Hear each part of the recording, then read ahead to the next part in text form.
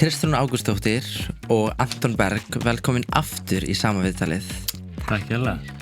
Sko, nú langar mér bara strax að spyrja, hverjir myndi þið telja væri kostir og gallarnir við Evrópusambandið? Ok, ég skal byrja. Kostirnir, það er ekkert víst, mögulega myndi matvælar verða lækka, mögulega, ef við afnemum tolla, sem við getum sem gert nú þegar, en ef við göngum með Evrópusambandið, þá munum tollar, þannig að ég held að það séu kostir, mögulega munum vexti fara lækkandi, en gallar eru fyrst og síðast að við framseljum ákveðið vald til Evrópu frá okkur í stórum málum eins og orkumálum, sjávarútvegsmálum og svo bara efnahagsstjórninni og ég tel það vega sterkar heldur en kostirnir. Já, ég myndi segja að kostirnir væri náttúrulega bara einmitt að verðlækki líklegast. Ísland er svo svakalega dýrt land að mér finnst það bara vera svakalega stór kostur að það væri aðeins ódýrara að búa hérna. Svo líka kostir í því að þetta getum litið svo á þetta sem varnarbandalag. Við erum bara lítil og erum ekki með her, við verðum það áfram. Þetta sé kostur að vera í svona stóru sambandi. Gallar, ég meina, þú veist, maður heyrir ýmislegt og þess vegna munum við semja. Þú veist, það geta verið fullt af göllum og til þess eru aðaldaviðræður. Þannig einmitt eins og Anton segir, þá bara er svolítið óvissa í þessu og það skýrist allt í þessum aðaldaviðræðum. Sko, nú er fólk búið að tala að það verður mjög dýrt að fara í aðaldaviðræður og það mun taka langan tíma og það mun setja aðra hluti á pásu. Er það ekkert sem við þurfum að hafa ágjör á, því að vitum við ekki svolítið hvað við erum að fá upp á borðið? Já, jú, þú veist, einmitt, það er alveg hægt að telja það sem galla, skilur, að þetta kosti tíma og athygli, en mér finnst það ekkit vera ástæð til að fara ekki í þetta. Þú veist, þetta er búið að vera þessi umræða til staðar svo svakalega lengi og að þetta sé bara tímabært, eitthvað sem að við þurfum að kanna hvort það sé fyrir okkur og þá sé það bara þess virði, sko. En auðvitað, þú veist, kostar þetta penning, en það kostar allt og allt það góða sem við Íslendingar eigum er eitthvað sem við höfum samið Þú veist, meira sem svo sjávarútvegur, skilur, þannig þetta er bara, það er ekki ástæð til að fara ekki í þetta á mínum mati. Sko, nú eru þið neymenn, búinir að vera svolítið svona... Jákvæði neymenn. Jákvæði neymenn. Já. Það tala að þið séu með hræðslu áráður. Já. Allavega það sem algoritmi minn er að sitja á mig. Okay. Og það er búið að tala að þetta sé svolítið sami hræðslu áráðurinn og var þegar, hvað er það, EES-samningurinn var fyrst í umræðu. Þú veist, eru ekki svolítið að nota sömu taktík?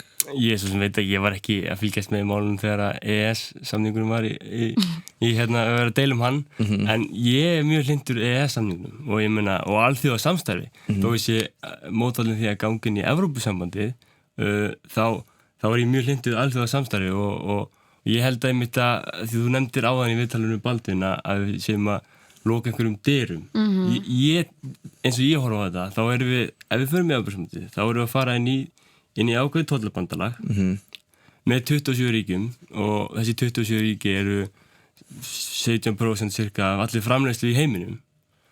Og þannig að við erum nú þegar með fríverslunarsamning í Kína, við erum með aðgang að innri markað Evrópusambandsins sem að heimurinn stendur okkur algjörlega opinn eins og staðan í dag.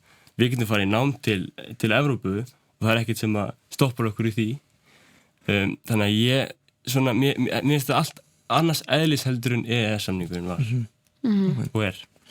Eru þið ekkert hræddir að við göngum inn í Evrópusambandið að við missum til dæmis þetta tollabandalag sem við erum með Bandaríkin og Kína? Já, ég myndi einmitt bara segja að það skýrist líka í aðaldaviðræðum, þú veist, hingað til þetta svolítið svona, en jú, þetta er margt sem við vitum, sko.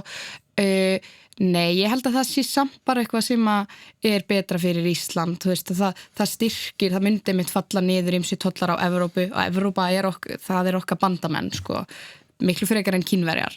Sko, talað að verðbólgan geti lækkað og matvörur og lán og vextir og allt þetta bara ætti að geta lækkað.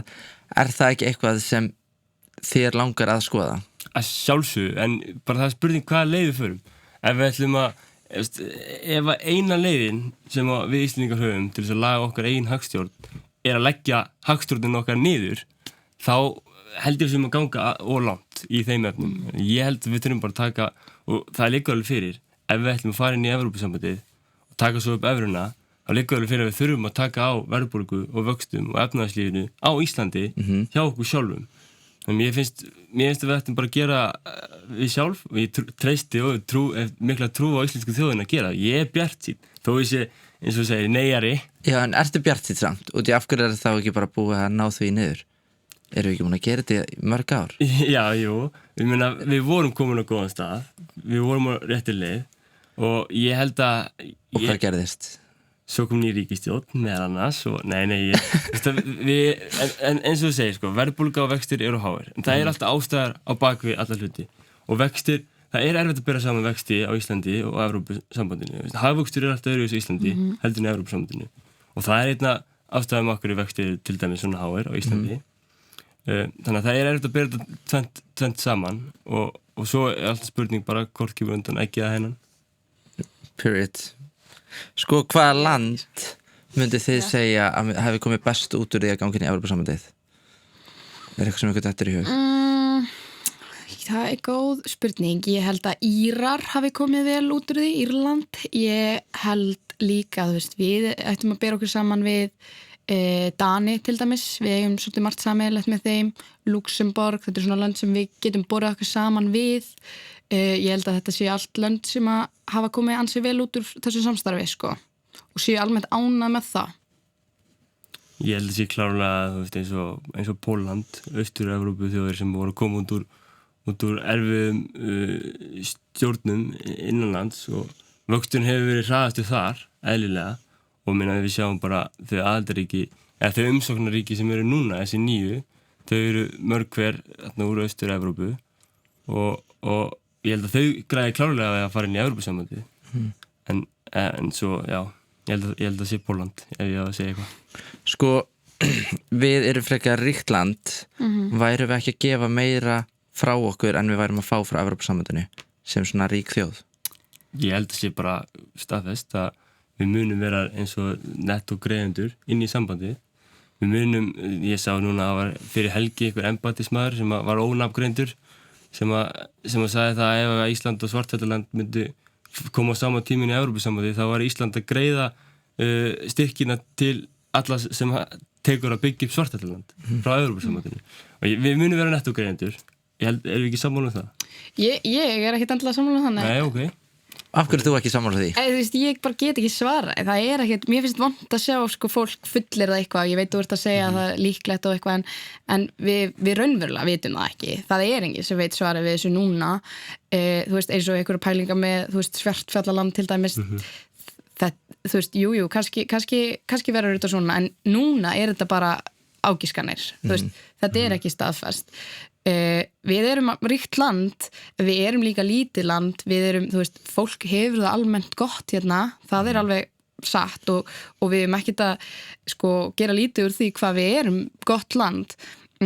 Ég held að þetta sé alveg eitthvað sem að við eigum að skoða og einmitt ef þetta kemur síðan illa út fyrir Ísland þá mun ég alltaf segja nei seinna og ég held að flestir séu sammála því, vona ég. Sko, langar ykkur að taka upp evruna?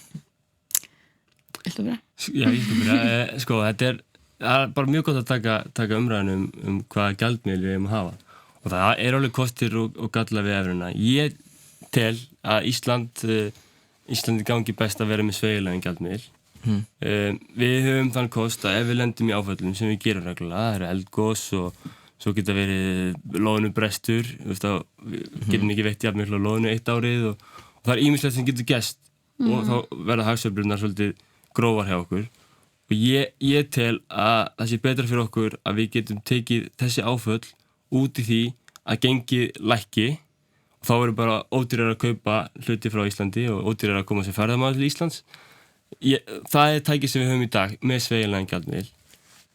Ef við erum í sameiginlegri stefnu, sameiginlegum gjaldmiðli eins og evran er, þá höfum við ekki þessi tæki til þess að aðlaga gengið að þessum áföllum og þá eins og staðan þá eins og Finnar hafa lent í núna þá taka þær út í atvinnuleysi og sérstaklega atvinnuleysi ungs fólks og það ekki gott ég er ekki tilbúin til þess en alltaf tilbúin til að taka umræðan hvor gjaldmiðillinn betri en já Ég alveg hlynnt því, sko, í dag að Ísland taki upp evruna, ég held að það sé bara, þú veist, væri svona þetta svona stabíli gjaldmiðill væri bara gott fyrir okkur ég meina, einmitt vextir og verðbólga myndi líklegast lækka ég skil alveg einhverja pælingar með, þú veist, einmitt atvinnuleysi þú veist, ég held að það voni það engin að atvinnuleysi rjúki bara upp á Íslandi ég vona það allavega ekki en við höfum samt alveg séð það, eins og þú nefnir einhver áfull og þegar á reynir, þá hefur krónan ekkit verið neins sérstök vörn gegn atvinnuleysi til dæmis í COVID og í bankahruninu þá var atvinnuleysi ekkit læra á Íslandi en í mörgum Evrópusambandsþjóðum maður það líka að skoða eins hverja maður að bera sig saman við atvinnuleysi fer bara eftir aðstæðum á vinnumarkaði sérhvers lands vinnumarkaðurinn ekki eins á Spáni og í Luxemborg og atvinnuleysi ekki eins, skilurðu Tellum Nei, já, algjörlega en þetta er bara spurning hvaða leið við förum og ég meina og það er alveg rétt að við tökum líka út atvinnuleysi í áföllum en við höfum verið miklu fljótari að jafna okkur eftir áföll eins og í hruninu, eins og þú nefnir þá tókum við líka út atvinnuleysi en við vorum fljóta að jafna okkur, Ísland var ódýrara og þá bara byggðist ferðarþjónusta á Íslandi á örfáum árum En af hverju ætti að koma atvinnuleysi? Þú veist, hvað ættu við bara að ganga inn í evruna og þá myndu bara öll fyrirtæki fara úr landi? Nei, sko, út af því að eins og staðan núna þá getum við tekið hagsveiflur út í genginu þannig að þá veikist krónan ef við lendum í áföllum, þá veikist krónan gagnvart öðrum gjaldmiðlum og þá verður Ísland ódýrara og þá kaupa fleiri frá okkur og þá byrjar að styrkjast aftur ef við erum í sameiginlegri stefnu þá aðlagast evran ekki að okkar áföllum og okkar, ef einhvað gerist á Íslandi en allt annað í gangi í Frakklandi og Þýskalandi þá tekur evran ekki tillit til þess sem að gerast á Íslandi Sko, nú þetta gæti sko verið falsfréttir sem ég að fá þetta en það verið að tala um chat control í Evrópusambandinu Já Sko, Google-ið mitt sagði að þetta væri þeng að Evrópusambandinu væri búin að taka upp væri búin að samþykja chat control fyrsta chat controlið til 2028 þar sem Evrópusambandsríki það leyfi fyrir því að það sé skannað öll skilabóð, gömul og ný til að venda gegn reyndar alveg hvað sem að barnaklámi og svona sem mjög flott skiluru en þetta ekki smá brot á engalífi og getur þetta ekki orðið eitthvað stærra? Já, Skilurðu? sko ég þekki þetta chat control ekkit svo vel en ég sé eitthvað aðeins þetta aðalega bara á TikTok þú veist, jú, þetta eru vel sammála um það að einhver barnaklámi náttúrulega hræðilegt að lesa skilabóð fólks þetta getur þetta verið svolítið svona þú veist, einmitt, hvort þetta sé þú veist, stangist á við persónuvernd eða eitthvað ég þekki þetta ekki alveg en þetta er samt alveg áhugavert að pæli því að þegar Evrópusambandið tekur eitthvað upp því að við erum búin að vera aðalara EES-samningnum núna í rúm 30 ár þá heyrir við undir þetta og við neyðumst til þess að taka upp stóran hluta af löggjöf Evrópusambandsins í gegnum EES-samningin og við höfum ekkert það að segja sko. Þannig þú veist, jú, fólk er stundum að segja gengjum við inn í Evrópusambandið og fengið þingmenn og eitthvað þá erum við lítil í þinginu náttúrulega bara lítil land sko. En ég myndi segja að þetta sé bara veist, ég veit ekki þetta mál sérstaklega en svona það að Evrópusambandið taki ykkur ákvarðanir þær ákvarðanir snert okkur alveg í dag sko. Þó að við séum ekki Evrópusambandinu og við höfum ekkert það að segja Já, það er rétt, þetta til EES en ef við tökum alla reglugerðir Evrópusambandsins þá erum við náttúrulega bara búin að innlega það sem snýra EES-samningnum og það er bara lítið hluti af heildapakkanum, við erum ekki að fara að tala um einhverja prósentur eins og það er nógu margir sem við rífast þetta en þú talar um chat control og mér finnst það mjög áhugavert og ég nefndi það í ræðinu minn daginn sem ég held áfram Ísland af því að þetta er tvíþætt þetta er að vera að skerða frelsi fólks, finnst mér. Þetta er auðvitað góð hugsun á bak við þetta og við erum algjörlega öll sammála því að hugsunin er góð að spórna gegn barnaníum, það er erfitt að segja þetta fyrir fram með mæk, sko, þetta orð bara þetta er ókýrslegt en þarna er verið að fara lesa öll skilabóð okkar á Messenger, öll ódulkóðu samskipti og til þess að leita einhverju svona efni og ég er mjög hræddur við það og svo hinn ástæðan hvernig þetta er keyrt í gegnum þingið þetta var síðasta degi þingsins núna, Evrópuþingsins og meiri hluti þeirra sem kusu í þessu máli kusu gegn því að þessi löggjöf verið framlengt en að því að það var 15% ég man ekki alveg 100 eitthvað manns sem voru ekki á þinginu hennan síðasta dag þingsins voru komin í sumarfrí eitthvað þá voru þau rauninni það þurfti að vera meiri hluti alls þingsins þess þeirra sem mættu ekki líka skiljiði, þannig að meiri hluti þeirra sem greiddi atkvæði var gegn þessu en meiri hluti þingsins var ekki gegn þessu Já, ég skil mér finnst það bara grundvallar spurning bara hvort að það dugi ekki lengur að vera bara með meiri hluta atkvæða gegn einhverju máli hvort að það dugi ekki lengur, mér finnst það hættulegt fyrir lýðræði sem við viljum standa fyrir. Hvað myndum við hafa marga inn á þessu þingi ef við myndum fara inn í Evrópusambandið? 6. Sko já, ég hef heyrt það alltaf 6 Evrópuþingmenn. Af 720. Og ég meina 726 vantarlega. Við erum náttúrulega, þú veist, ég meina Þýskaland til dæmis, það oft nefnt, sko, það alveg tæplega, held ég, 85 milljónir. Ísland náttúrulega ekki einu svona 500.000. En mér finnst alveg, eins og nefni lýðræði, bara mjög lýðræðislegt að við séum ekki með jafnmarga þingmenn og þeir, bara eins og á Íslandi. Þú veist, gatan mín ekki með eitthvað fleiri þingmenn en, þú veist, Vestfirðir, það væri ekki alveg lýðræðislegt, sko. En svo það sem skiptir svolítið máli þetta ráðherraráð og framkvæmdastjórn og þar fáum við jafnmarga fulltrúa og þjóðverjar til dæmis. Nei, þú veist, við höfum alveg rödd þarna sem við höfum ekki í dag. Við náttúrulega erum í ES, eins og ég segi. En stóra ákvarðanir sem eru teknar í ráðherraráðinu eru teknar með tilliti til mannfjölda og þar væri okkar atkvæði 0,1%.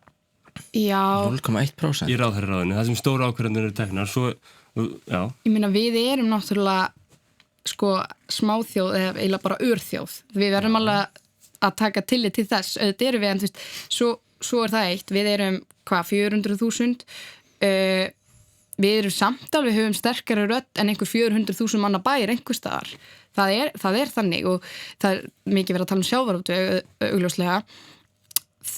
Mér skilst að gönguvinn í Evrópusambandi væri við stærsta sjávarútvegsþjóðin þar. Við litið til afla.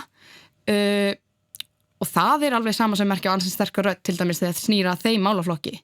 Þetta verður sjávarútvegur eitt svona lykil málefni í okkar í þessum samningaviðræðum því við erum sjávarútvegsþjóð en já, ég hef ekkert miklar áhyggjur að Ísland hafi of litla rödd. Ég meina við höfum enga rödd í dag. Innan Evrópusambandsins. Já, ég að tala það. Og ég skil, við erum með sterkar rödd í sjávarútvegi en nú þegar erum við með 100% forræði á okkar sjávarútvegi og ég vil halda því áfram og ég vonandi þú líka. Já, þú veist, ég meina, mér finnst þetta bara með, þetta allt eitthvað sem skýrir síðan, sko. Haldið að sé líklegt að fáum einhverju undan þá í kringur sjávarútveginn? Já, ok, þetta eru 27 ríki í Evrópusambandinu. Þau þurfa öll að samþykkja okkar samning. Þau taka þátt í sameiginlegri stefnu Evrópusambandsins í sjávarútvegi og síðast þegar við fórum í þetta ferli þá voru þið alveg skýrum að eru þið enga varalegar undanþágur og ég leiði mér stórlega efa það að við fáum varalegar undanþágur í sjávarútvegi og ég líka fyrir Íra til dæmis og Hollendinga sem eru líka sjávarútvegsþjóðir og hafa mikla hagsmuni í sjávarútvegi þá er erfitt með að sjá þá samþykkja það að við fáum allt í einhverja varalegar undanþágur en sem þeir fengu ekki. Já, þú veist, maður hefur heyrt oft marga segja bara að það séu ekki gefnar undanþágur í Evrópusambandinu. Það náttúrulega ekki rétt, þú veist, við höfum, til dæmis mikið rætt íslenska landbúnað því að það eitthvað sem við þurfum að sjálfsögða hugað í einhverjum svona viðræðum. Finnar og Svíar fengu þar undanþágu fyrir svona einhvern landbúnað á norðurslóðum sem Ísland held ég að flokkist undir, því við erum það. Sjávarútvegur, þú veist, mér svona það bara vont að segja til það núna en það eru gefnar undanþágur, það eru undanþágur til dæmis að taka ekki upp evru og það eru þjóðir sem hafa ekki gert það þannig ég held að það sé ekki tækt að fullera neitt það að svo stöddu, sko. Sko, Já, nú fyrir að styttast í kosningarnar og Já. þá fyrir svolítið mikið meira svona efni Evrópusambandi og þessar aðildarviðræður að koma út. Sko, hvernig getur fólk treyst því að það sé að heyra sannleikan? Og því ég ætla nú bara að fá að tala hrein íslensku. Nei hliðin segir bara eitt og já hliðin segir bara annað og það segir bara alveg sikkunan hlut. Ég verð bara að vera hreinskilin. Ég alveg sammála. Þú veist, og það erfitt þegar að maður hefur svona, þú þeir sem hafa kynnt sér Evrópusambandi vel oftast þeir sem eru staðfastir annarkvort já eða nei megin og það til dæmis, ég fengi spurningu frá mörgum bara ertu til að útskýra fyrir mig hvað aðild að Evrópusambandinu hefur í för með sér svona óhlutlaust, það bara ekki hægt fyrir mig sem með svona sterkar skoðun sko. Það bara, og þannig að fólk það bara vega með þetta og treysta á einn sannfæring og ég treysti bara fólki til þess að gera það alveg sjálft að vega með þetta hvað rökrétt fyrir framtíð Íslands til langs tíma. Já, ég myndi segja að það svo mikið efni sko að það sé mikilvægt að passa sig og fylgjast með hvaðan efnið kemur, þú veist, það eru fjölmiðla náttúrulega en svo bara fullt af fólki bara með einhver podcast eða skrifa eitthvað á samfélagsmiðla að það náttúrulega bara einhver skoðanir oft hvers og eins sko og þú veist gott að blessa að fólk hefur sína skoðun en það vont að vera að líta skoðun annara náttúrulega með einhverju kannski vittleysu. Ég myndi segja bara að einmitt reyna að fylgjast með hvaða heimildir eru þarna en svo líka bara einmitt að líta til sögunar eins og þú nefndir áðan hræðsluáróður og EES-samningin þú veist, ef ég leyfi mér að sletta mér finnst það alveg vera smá red flag að heyra sömu ræðurnar Evrópusambandi og maður hefur séð EES-samningin og jafnvel þú veist NATO eða eitthvað og þú veist þetta held ég sem að margir Íslendingar allavega ég sjá að mjög mikilvægt fyrir Ísland EES-samningurinn og NATO en að heyra eitthvað svona endurtekið þú veist sjá fólk kannski halda því fram að kosningarnar snúist eitthvað annað en þær gera í raun þú veist að vera svolítið vakandi fyrir þessu ég held að það sé mjög mikilvægt sko. Já, við erum hérna með Harald Ólafsson, Hannes Hólsteins og Ólaf Ragnar. Hver uppáhalds neymaðurinn þinn að þeim þremur? Þetta er erfitt. Þeir eru mjög ólíkir. Svona akkurat núna held ég að sé Ólaf Ragnar. Ég bara, þú veist, maður hefur heyrt hvernig hann var í ISAF og hvernig hann einhvern veginn stóð og það er eldra en þegar var sem fórseti í ISAF hvernig hann stóð í lappirnar þegar stjórnvöld voru að bregðast og núna sem að hann blandi sér umræðina og mjög málefnalega og öruggur og með náttúrulega gríðarlega reynslu af alþjóða samstarfi og sem embættismaður og ég er mjög gaman að fylgjast með og ég hvet fólk til þess að horfa á ræðunans á opnunarfundi áfram Íslands þar sem hann var með hann að tölu alveg mjög frábæra ég var með gæsa þá sko bara ef að fólk þarf að horfa á eina ræðu þá mæli ég með að horfa á þessa ræðu Period en annars eru allir frábæri Sko, nú það bara senast spurningin Já. Hafið þið lesið Brennunjálsögu og hefur nú hjálpað ykkur í því starfi sem þið eru í dag? Ég les hana á hver einasta kvöldi og hún nei ekki lesið hana og það var að leiðandi hjálpar mér ekkit mikið en langar að lesa hana ég hef gaman á öllum þessum Íslendingasögum eiginlega bara lesið það sem maður þurfti að lesa í grunnskóla og menntaskóla en mér fannst þetta alltaf mjög skemmtilegt sko. Já, ég hef lesið hana 3 sinnum sko ekki sjálfviljur Fjallstu 2 í einhverjum áfanga? Nei, reyndar ekki Ég sem sko, tók þetta í grunnskóla stuttu útgáfuna það var eitthvað að minna, ég held að vera í 9. bekk og svo fór ég í menntaskóla, tók þetta í íslensku áfanga fyrir austan, í verkmenntaskóla Austurlands og svo flutti ég suður í tækniskólan skráði mig í íslensku áfanga sem var bara hét eitthvað allt annað en það var Njála líka þar þannig að ég tók og náði báðum áfangunum sko Þannig að þú ert bara alveg fan og hvort hann hjálpa mér, ég veit það ekki það er bara áhugavert svona skemmtileg, mjög góð saga sko. Kristrún Ágústsdóttir og Anton Berg, takk fyrir að koma. Takk hérlega fyrir